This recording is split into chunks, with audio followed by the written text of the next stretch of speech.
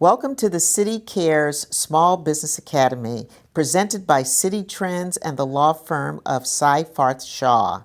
In this 6-episode series, we explore what it takes to start a successful business designing or manufacturing products for retail sale. This presentation has been prepared by Citi Trends and Seyfarth for informational purposes only. The material discussed during this webinar should not be construed as legal advice or a legal opinion on any specific facts or circumstances. The content is intended for general information purposes only, and you are urged to consult a lawyer concerning your own situation and any specific legal questions you may have. Welcome to the first session in the 2021 CITIcares Small Business Academy. Mentors, where to find them and how to get started. Our presenters today are Mary Walker of Citi Trends and Michael Siegel of the Small Business Administration's SCORE Mentorship Program. I'd like to start off by welcoming everyone to the first session of the CITIcares Small Business Academy. Michael, would you like to introduce yourself? Sure, thanks, Mary. I had a career in healthcare and healthcare IT for about 40 years, including some consulting work at the end. I have been a SCORE mentor for the last 8 years and the chair of the Savannah chapter for the last 4.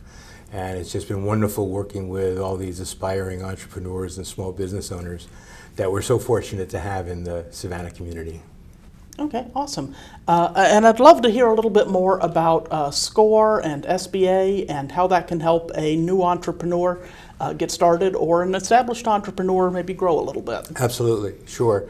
Well, the SBA, the Small Business Administration, is part of the federal government, and they do a lot of loan programs. Many of the folks out there are probably familiar with PPP and EIDL and the restaurant recovery loans and things that SBA does, and they do a lot of great work. SCORE is actually a resource partner of the SBA. So we're not a federal agency. We make our own money. We're not for profit, and we're close partners with the SBA and a number of other lenders in the community. So just to introduce you to SCORE, we are the largest provider of free business mentoring services in the United States. We have 245 chapters around the country. We're a volunteer organization. None of us get paid for the work we do. We're just trying to give back to folks like the good folks that are watching us today. The volunteers are all successful entrepreneurs, business owners, corporate executives, and we donate over 4 million hours of our time every year to help folks succeed in business. All right.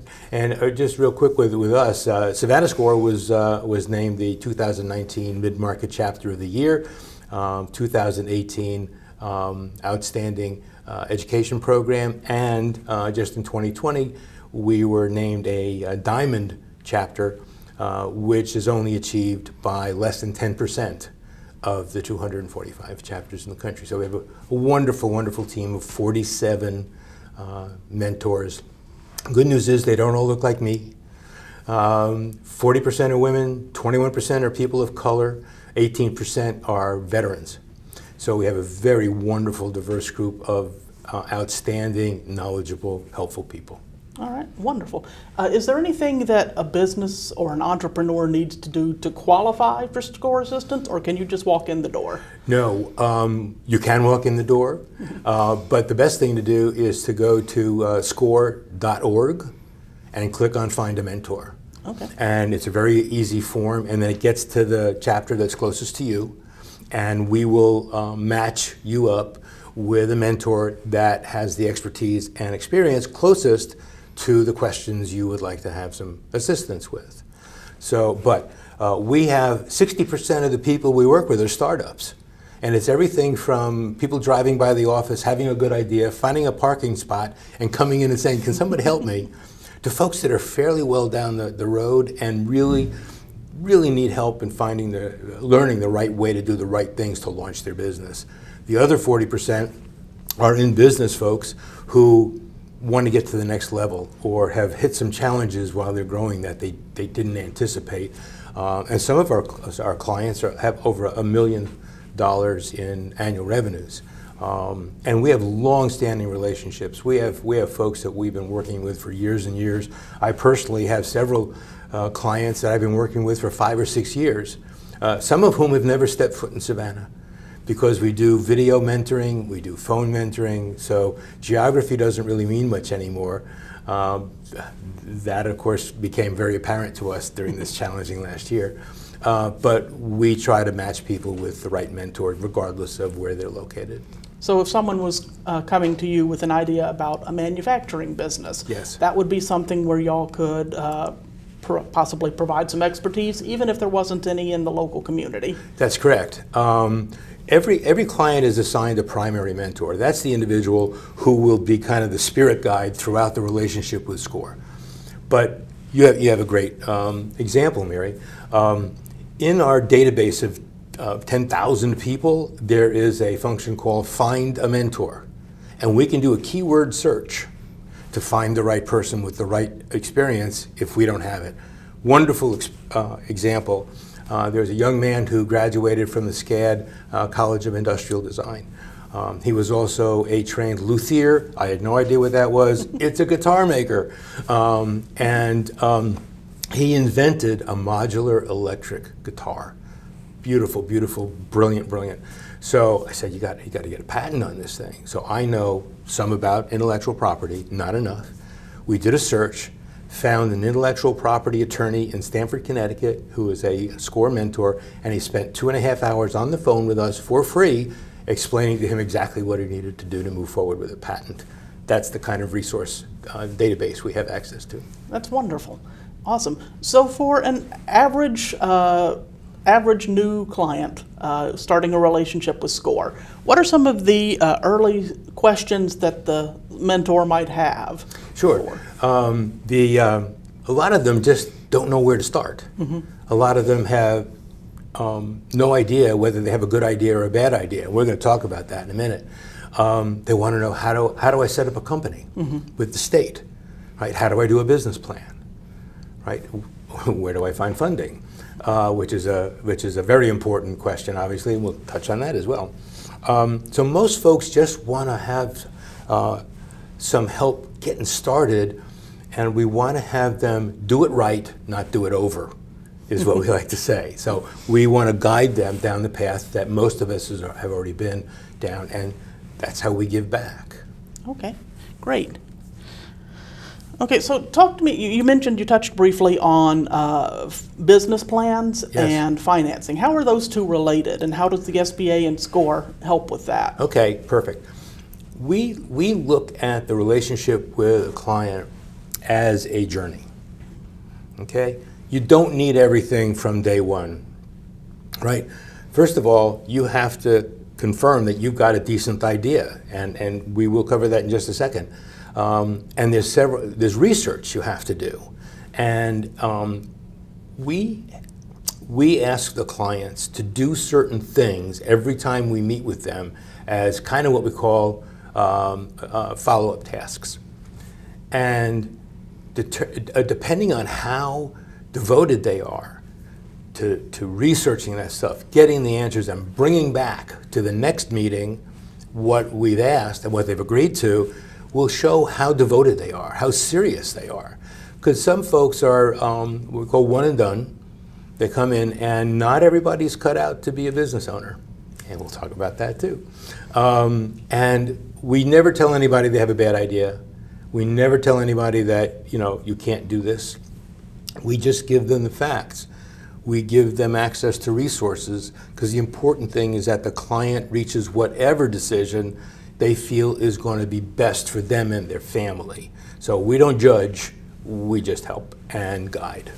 What would be a conversation you would have in a first meeting with a new entrepreneur? Sure. We would, first of all, we introduce ourselves, set some expectations. For example, we will not write your business plan for you. Some people think, hey, can you? No. Anyway, we ask them to share with us a bit about their background, and experience.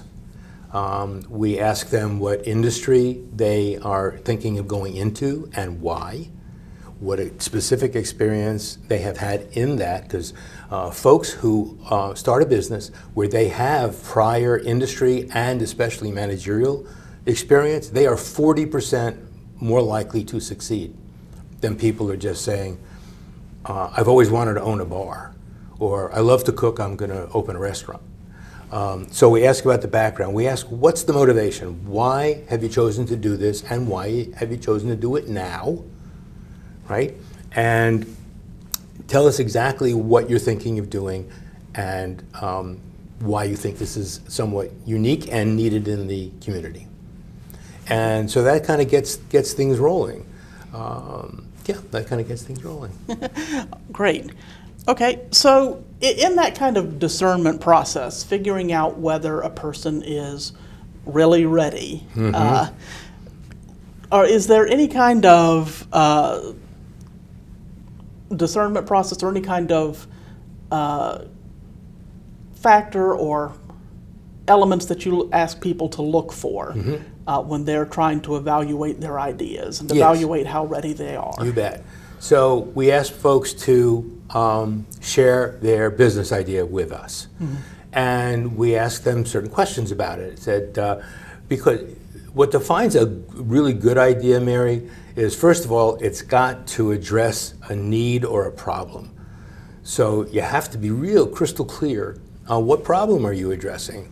What need are you filling that is out there in the marketplace that isn't just being filled by lots and lots of competitors already? Okay? So first of all, it needs to be fulfilling a need or solving a problem. Number two, you have to do a lot of research. You got to go to the market. You got to figure out, what segment you're going to go after as a customer. You got to figure out who else is already doing this kind of thing out there. As I mentioned a little bit later, some people say, well, nobody's doing what I want to do. And 99.9% of the time, it's probably not true. Doesn't mean you can't compete. Look at all the coffee shops we see. And so Starbucks does not have a monopoly because there's some wonderful local coffee shops that do great. So, but there's a thing that we talk about later on with the client in terms of what's called competitive differentiation, what makes you different. Third is it's got to be financially viable. You got to be able to make money. There's lots and lots of good ideas where either you can't make any money or you can't make enough money to support yourself and your family. Right? Everybody has goals. I'm sure all of our audience, they have a certain amount of income that they would love to bring home to them and their families. Well, we work with folks to do what's called a cash flow analysis to try to determine, A, can it be profitable, and B, how long will it take to hit what's called the break-even point and then get profitable enough to have that support yourself. And that's really important to make sure you can make money. Lastly, and a little bit less important, but still important, is can it scale? Meaning, can I add services? Can I add products? Can I add locations? Can I potentially think of franchising it? For example, when I was a consultant, it was just me. So I couldn't scale at all because once my time was booked, I was done, right? So those are the four things: problem or need, research on the viability, financial viability, and scalability. All right. All right.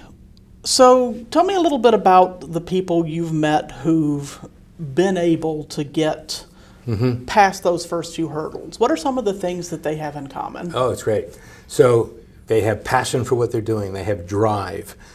They're willing to do the work. They're dependable. They're flexible. They don't get discouraged when they bump into something. They're honest. Integrity is a big thing for them. And there's a whole list of traits that, if you go on, if the audience wants to go on Google and go to traits of entrepreneurs, questionnaire, something like that, there's actually a fun questionnaire there that will allow you to answer questions about how good an entrepreneur you might be compared to people who are already successful entrepreneurs. A lot of fun. Takes about 15 minutes. And then a lot of it has to do with dedication. A lot of it has to do with not giving up and doing the work. A lot of people think, oh, I'm just going to open a business, it'll be wonderful, and I'm going to sit back and relax, let the money pour in, and let somebody else doing the work. No.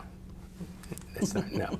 People that expect that or expect they're going to be working less, no, you're going to be working more, harder than ever, and the people who succeed will love it.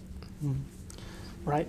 Say if you love what you do, you'll never work a day in your life. That's exactly right there. That's exactly correct. All right.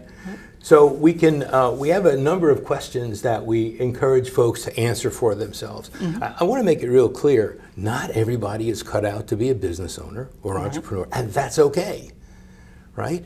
Some people are just fabulous employees. Some people want to work in that environment, and that's great. Don't want the risk, don't want the responsibility, don't have the temperament to run a business and be responsible for other people. So I want to be sure that people understand that there is no problem with finding out that maybe being a business owner is not for you. However, I would also encourage people who think they might be to talk to us to find out if you might have the right stuff. It takes some soul searching, doesn't it? It does. It does. And we're going to talk about some of these things. There's lots of questions you need to ask before you get going. We talked about what's the need or problem you're trying to solve. How do you know people are going to buy it? You know, and we tell people, now that we can get back out in the world, go to the mall. Say, you know, I've got this widget. If I was selling this widget that does this thing for $50, would you buy it? And if they say yes, you ask why. If they say no, you ask why. And you do this verification, this idea validation before you go much further, because if you can't find an audience for what you want to do, then you may need to rethink the idea.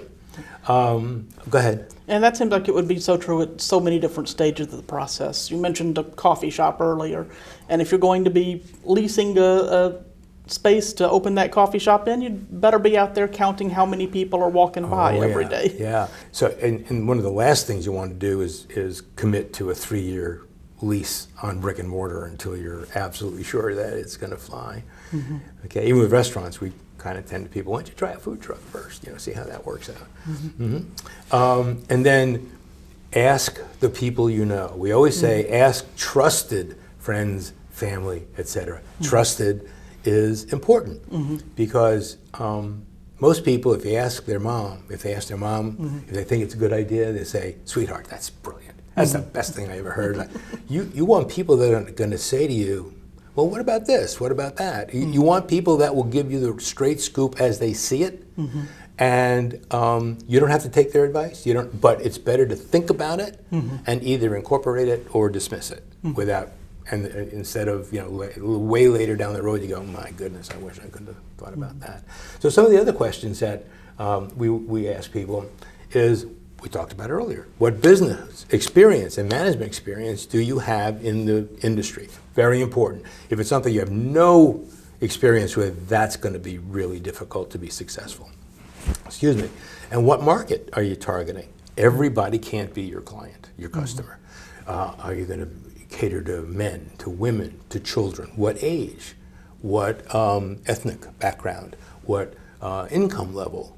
What geographic area? All these kinds of things, because you need to home in on exactly who you want to sell to and make it more of a rifle shot than a shotgun blast. All right? So, and then beyond that, everybody needs a business plan. Right. All right? And be not afraid, we're not talking about a PhD thesis here. We're talking about maybe 10, 12 pages tops. And this is not just for when you're going to be borrowing money, but it is critical when you're borrowing money. And that's something we're going to cover in a little more depth in a later session. Yes. But I'm glad to hear you bring it up now, because that is worth mentioning, that when you are taking that loan, that's going to be probably the number one thing that the lender asks you, isn't it? Let me see your business plan. That's exactly right. That's exactly right. And many of them will ask if you're working with a mentor. But it's absolutely true. But regardless of that, Mary, a business plan is your roadmap. You need it for your business regardless. It's your GPS. If I was traveling from Georgia to Oregon, and I didn't have a map, didn't have a GPS, and I knew it was kind of in the Northwest, and I just started driving, who knows where I would end up, where I'd go, how much gas, how much money I would waste. Same thing. A business plan gets you on a straight path for your marketing, your competition, your financial situation, how are you going to do the sales, social media, et cetera, et cetera. It's invaluable. You got to do it, and we can help. It's not hard once someone shows you what to do, right? And then we mentioned cash flow a little bit ago, where you really need to be sure that it's financially viable. So we mentioned that a little bit. Now, with personal finances, got to remember that you're not going to be successful and profitable from day one. Okay? You should try as best you can to have your personal finances in order. You shouldn't have a lot of bad debt. It's really important that your credit score be good. You don't have to, bankers are telling us you need to have about 675 or higher to be considered for a loan. You do not need to have that level to start a business. That's only for borrowing from banks. But everybody should know what your credit report looks like. And you can go to www.annualcreditreport.com. It's annualcreditreport.com. It's free. State of Georgia allows you to get it twice a year. It gives you all 3 of your credit reports. And if you don't know how to read it, our friends at Consumer Credit Counseling of Savannah, CCCS, will help you do it for free. Okay. And is that something that's available nationwide, that yes, consumer? Ma'am. Yes. And don't use Credit Karma and some of these other things. They're going to try to sell you this and sell you that. If they ask you for a credit card number to check your credit, then they're probably not legit. Well, they need certain information to get your reports, but it's probably not a credit card. It's probably a Social Security number, which you want to be real careful with too. So it's really easy to learn how to do it yourself, and you should do it yourself. And then the folks at CCCS will be a big help as well. Okay, great. And we talked about it takes a while to get profitable. Right. You need to have a nest egg. Right. How are you going to live and support yourself and your family until that time? Right. Very important. Right, and I know that's one of those spaces where a business plan is particularly helpful to kind of get your head on straight about how much time it's going to take to start bringing in that revenue. That's it. To quit your day job if that's what it takes. That's right. Yeah, between the business plan, all the research you do, and the cash flow, absolutely. And the business plan is a living, breathing thing. It's like if you decide to go in a little different direction, your GPS is going to say, recalculating the route. So your business plan will help you recalculate the route as you get experience with reality. So very, very important, very important. Okay, we have a slide here that has a Komodo dragon and then the dragon from Looks like Lord of the Rings. Lord of the Rings, that's right. We have fire breathing out. And this is about myths and realities of business. A lot of people have misconceptions. So we're going to go over a couple of these, and we're going to ask the folks in the audience to think about the statement before I tell you whether it's true or false. Okay. All right, so we're going to move on to the first one. All right. How about I ask you a couple of these, yeah, and that's you even better. Clue me in. Even better, Mary, even better, yes. Okay, so all I really need to get started as an entrepreneur is a good idea. Not just any idea, a good idea. And thinking about it, that's false. Because you need a lot more than just the idea in order to evolve it into a successful business. There's so many other moving parts. You have to start with a good idea, but a good idea in and of itself without funding, marketing, and other resources and strategies is not going to fly. Okay. If I build it, they will come. No, that's not the case. Because if nobody knows about it, they won't come. They won't buy what you've got because they don't know it exists. So just building and getting everything ready to go is not enough. You have to market it, promote it, social media, marketing, get out there in the community and let people know who you are and that you're here and you're open for business. So not just build it. And I'm sure that's something you've seen a lot in the mentorships you've done, are people who might have one particular skill set or one particular strength. Maybe it's marketing, maybe it's accounting, maybe it's something I don't even know exists, but need a little help with that other part of the business. That's correct. Is that something SCORE can help with? You bet. Now, there's two segments to that. One is we will help people learn how to do the market research, how to do the competitive analysis, so they can go out on Google or wherever and find out what they need and then bring it back. But we also have experts in marketing and sales and social media, finance, everything you can think of, that will also help you define a strategy. It's one thing to research the market, research the world. It's another, based on the data you get, to craft how you want to go out there and compete. And we can absolutely help with all of that. Okay, great. All right, so question. If I feel like I'm really good at being a hairdresser or designing t-shirts, is that a green light or a good sign that I should be starting a business in it? Well, that's kind of a trick question. The answer to this is maybe. It's a maybe. Like I said earlier, there are some people who have always wanted to own a bar or have a wonderful recipe for a rib rub or something like that, and they figure, okay, I'm going to turn this into a business, or I'm going to buy a bar. That is not always a recipe for success, no pun intended. So it depends. I wish I could say more definitive, but that's the answer. All right, so, and this is something you touched on earlier. I think one of the things the pandemic has brought to us is people getting a taste for working from home or getting a taste for needing to be at home and having a boss who's not accommodating. But one way or other, it's really emphasized how important it is to have a little autonomy in your schedule. Is it going to be easier if you are your own boss? No. Especially not to start. There's so much to do in getting a business ready to launch, and then launching, and then growing the business, managing and growing. So you will have to put in long hours. You will have to do, not have a stopwatch on what's going on. You need to complete what you need to complete. And one element that is so important, you really need to have your spouse, your partner, your significant other, whatever, on board. Because if they're not going to understand why you're working till 8 or 9 o'clock every night with a sparkle in your eye about what you're doing, that's going to be really difficult. So you got to have them on your team for moving ahead. Okay. On that subject, I'm sure we see a lot of situations where there's solo entrepreneurs, but there are also people who try to make it a team effort. Is having a good friendship or a good, strong relationship with a person a good sign that you should be in business together? That's a maybe. On the plus side, let me just say Ben and Jerry. All right, I mean, what could be more successful partnership than Ben and Jerry? On the other hand, it could be the end of a beautiful friendship.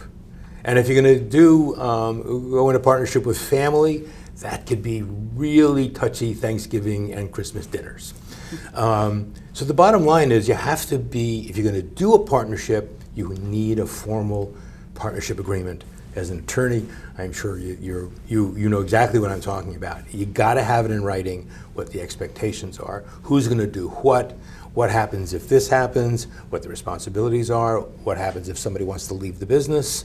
So all of these things need to be in writing, because there's some real horror stories about people that started off think this is going to be fun, it's going to be great, and one person thinks they're not going to have to work very hard, and the other one is breaking their back trying to make a success. And so it can work, but you have to be careful and precise on how the relationship is structured. I had somebody once say to me, good fences make good neighbors. As long as you know where that boundary is and you know who's on which side of it, it helps the relationship quite a bit. Absolutely, absolutely, you bet. All right, so when I get out there, I want to be, like you said, I want to be reaching my market. I want to be really driving a lot of enthusiasm among my customer base. Is the customer always right? I'll bet you there's folks out there in the audience right now going, yeah, I've always heard that customers always, no, that's false. Here's what I believe. The customer's not always the customer's not always right. The customer's always the customer. You got to treat them with respect. You have to treat them professionally, with empathy. And there are people out there that are going to ask you to do things you don't want to or can't do. And especially if you're at the early stages of your business when you're hungry, your tendency is to try to say yes to any opportunity. No. And there are people that will complain, right? If you look on TripAdvisor, you look on Yelp, you know exactly what I'm talking about. But you need to address all of that stuff. Reputation management with social media is critical. See what your reviews are looking like. If there's a positive one, thank them. If there's a negative one, address it. Calmly, professionally, see if there's a way you can make it right, and just do it so that you don't throw oil on the fire if you start to get into a boxing match with the customer. Right. So there's a restaurant in Coconut Grove in Miami called the Country Store. Has a fabulous sign over the door. It says, all of our customers make us happy. Some when they arrive and some when they leave. So anyway. Okay, so you've seen a lot of businesses come. You've seen, unfortunately, to get to your last point there, some of them go. Yes. What are some of the things you see in common with the businesses that don't make it? Sure. Well, you can find lists that go on and on about why businesses fail, but ones that are always like 1 and 2. One is insufficient, poorly managed funds. With finances, I want to make it clear for people that are starting up, nobody's going to give you $1. Nobody is going to give you all the money you need. Even if you want to start a not-for-profit, nobody's going to give a grant to somebody who has no experience. So you have to be really careful about making sure you have enough money from reliable sources that you can repay if you need to, and that also is part of why we do a cash flow analysis with you to determine that. So finances is number 1. Number 2, no business plan. And they're just kind of floundering around and stuff. They're letting life happen to them. That is a big one. We talked earlier, they choose a business where they can't make enough money. It's fine, things are going, but they can't generate enough revenue, enough profit. Right, and that's an important one to kind of recognize that distinction between revenue and profit. Right. And I'm sure that's something that a SCORE mentor can help you kind of start to get a feel for, is how much it's going to cost you to make the money that you're looking for. Yeah, that's exactly the heart of the cash flow analysis. The cash flow analysis has a revenue section and an expense section. And we do 3 scenarios. We do an optimistic, a pessimistic, and a realistic. Okay? And we lay out the revenue streams month by month by month over a period of time, usually a year. And then we do the same for expenses. We help them identify all the different expenses that are going to be going into it, whether it's a one-time expense, a fixed expense, a variable expense. Fixed is like rent, insurance premiums, utilities, things like that. And variable are things that go up and down with sales, like the supplies, the things you need to buy in order to sell what you sell. So we do that, and we always tell people be real conservative with your revenue and be ruthless with your expenses, because it's always going to cost you more than you think, and you're usually not going to make quite as much as you think to start. So, but that's exactly how a cash flow. You do the revenue minus expenses, and that's where you are. Okay. And one thing I want to share now, at SCORE, we have a concept called the bail team, that you need a bail team. That's B-A-I-L, not like a hay bale. And it has nothing to do with going to jail, hopefully not.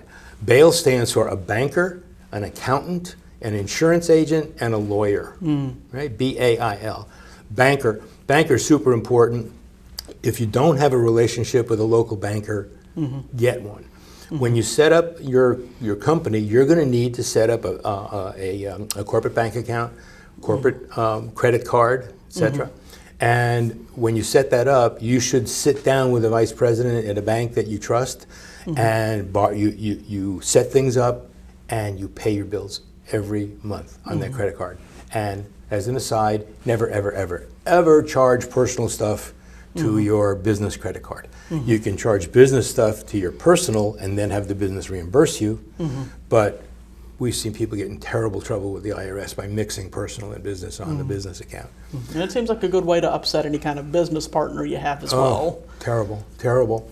And the other thing about the banker is this: at a point in time when you need to borrow money, who do you think the loan officer is going to want to talk to?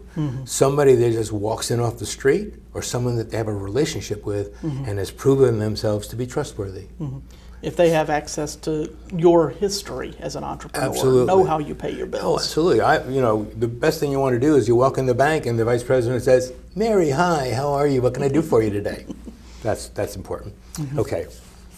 An accountant or a bookkeeper. You need to automate your business from day one. You need to treat a startup business as though it is already a large, successful business, because you want to do it right. You want to set up your books. You want to do it electronically so you don't miss anything. You do not want to be one of these people that 3 years into the business, you walk into an accountant's office with a shoebox full of receipts saying, "I haven't paid my taxes in the last 3 years, help." Okay? So and you don't need to pay an expensive accountant. To start with, there are some wonderful bookkeepers out there. There are a number of software packages, but a lot of our folks use QuickBooks. And there are a lot of accountants and bookkeepers that use that, and they can then, you can electronically send information back and forth, and they can help you set it up right. But please set it up from the get-go and do it right. One thing I've seen in the small business world in particular, how much you pay in tax on that business depends so much on how well you've documented your expenses. Right. And if you're in the beginning letting $5 here, $10 there, $100 somewhere else go without getting journaled or added into your bookkeeping system, then that's lost when you come back 6 months later and do your taxes. Absolutely. You should have been able to claim that as an expense, but you don't remember spending it. You don't remember if it was business or personal. You can't document it. You can't claim it. That's right. It's money out of your pocket. That's exactly right.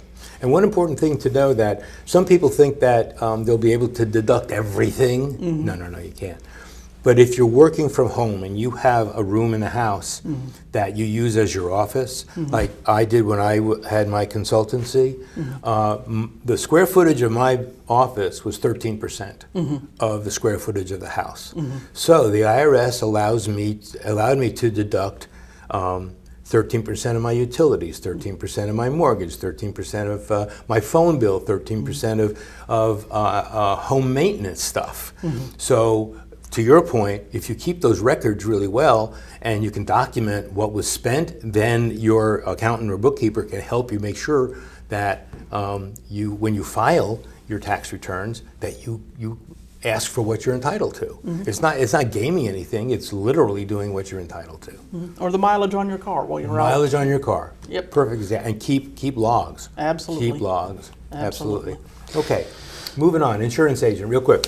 We're talking about a commercial insurance agent, not life insurance, car insurance, home insurance. Different thing. You need somebody who understands business insurance and can counsel you on what kind of policies you need for your business. Different, depending on what you're doing. And lastly is a lawyer, an attorney. And with all due respect to you, Mary, most small businesses do not need a lawyer a lot. Right. Right. Partnership agreements, service agreements, things like that, yes. But you don't need a lawyer to help you set up your business with the state of Georgia. You just go on the Secretary of State's website, and there's things for your LLC or S corporation. And by the way, sole proprietorships are okay, but the liability, if God forbid something happens and you don't have an LLC, which stands for Limited Liability Corporation, or an S corporation, you want to do that to reduce your liability and have all the liabilities sit on the business, not on your personal assets. Absolutely. Okay, so that's the bail team. And by the way, a crass commercialism here. One more member of the bail team is your SCORE mentor, right? And we can help guide through all this stuff. And we just love working with folks, both startups and in business. And we hope to get an opportunity to work with a number of you who's out there. One of our favorite sayings is this: we all need someone who inspires us to do better than we know how. And I don't know anyone for whom that isn't true. Anybody, I don't care how long you've been in business, how old or young you are, we all need someone to help you do better. And when you can get this kind of expertise for free, even better, even better. There's a lot to do getting started. I mean, it certainly sounds like there's no such thing as being too prepared. No, that's true. But also remember that none of us was born knowing what we know, right? We learned along the way with a teacher, or we had a job, and we had someone who guided us. It's the same thing. This may sound scary. It may sound too difficult. But remember, you're going to be working with people who've been down this road. We're going to take you by the hand, and we're going to show you where the landmines are and where the opportunities are to really maximize the opportunity for you to be successful in achieving your dream. So, and it's a lot of work. There's a lot of things going on, a lot of dedication. But I tell you what, when we see clients who hit it, when we see clients that are successful, and you see how it's impacted their lives and lives of their families, we're just so happy and so proud. I don't know if, who the audience is going to be, but folks here in town, everybody knows Savannah Bee, and everybody knows Parker's convenience stores. A lot of people know Savannah Coffee Roasters and a bunch of other. They're all our clients. Seimitsu, who has the entire fiber optic ring throughout the entire city. He's been a SCORE client for 20 years. And Sam still comes and talks to us once a quarter to make sure everything's going okay. So we would love to help, and it's an exciting path. It really is. All right. Well, thank you so much for coming by and talking to us today.